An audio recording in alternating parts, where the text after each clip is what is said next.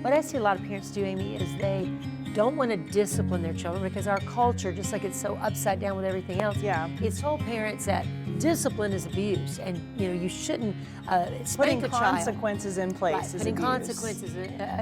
Everything should just be given what they want. Yeah. So what we see is parents that don't get the emotional investment, the time investment to train their children in the way they should go. They don't deal with them in a way that separates bad behavior. That's what discipline is. Right. It's to actually say, you're a good person, but I'm going to separate this choice you made so you don't go that direction, you don't make that choice again. Yeah. And so when it's done in a proper way and correction is there, it actually makes a child feel relieved to know that someone loves them, there's security, they care about them enough to separate bad behavior and invest in them. But what parents do is they don't discipline and then they lose it. Right. Then they strike a child. Abuse, Yell, scream. Yeah, scream, right. Emotional abuse, physical abuse. Yep. Those are different than discipline. Exactly. And then people make laws that you can't discipline your children. It's like, no, discipline was never the issue here.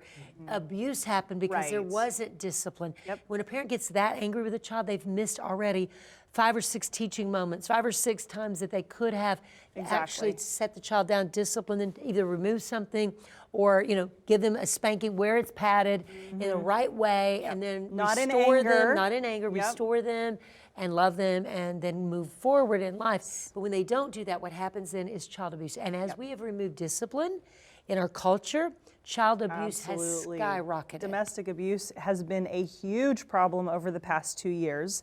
COVID and all the lockdowns has made people be in the same house.